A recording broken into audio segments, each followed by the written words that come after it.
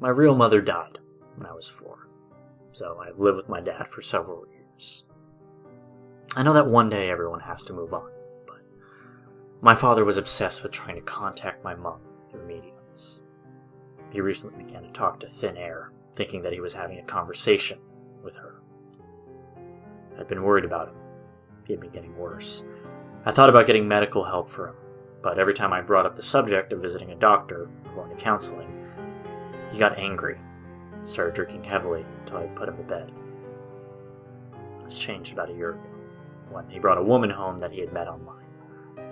I warned him about the dangers of meeting women online, with all the catfishing and whatnot. Of course, it was great seeing him happy, I just didn't want him to get hurt again. Of course, nobody ever listens to the 13-year-old girl, because, of course, children never know anything, do they? He went ahead with meeting up with her.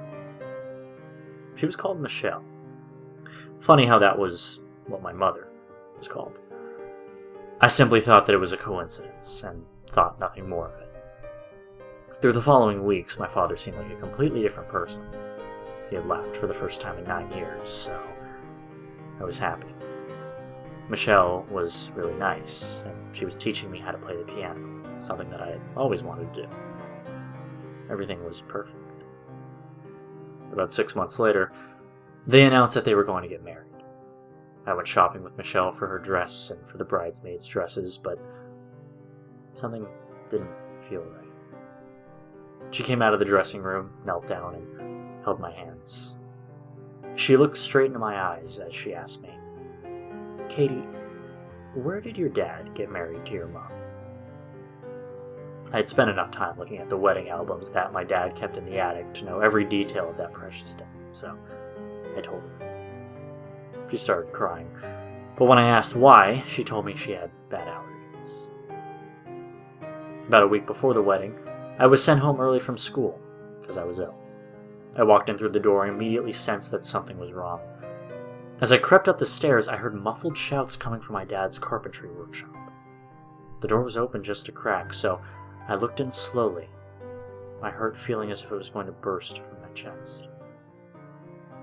To this day, I wish I'd never looked into that room, because what I saw still makes me want to throw up. My father had Michelle tied up on his workbench with a gag over her mouth. He had his back to me, but I could still see what he was doing. He began shouting and cursing. His eyes were crazy. "Michelle doesn't have green eyes. She has blue eyes," he shouted. Michelle cried in pain as blue paint was poured over her face. Her scalp was red and most of her hair had been pulled out. Whether she did it herself, I don't know.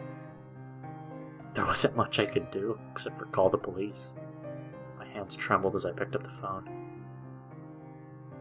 My father was arrested that afternoon. He wanted her to be like Michelle, my mother.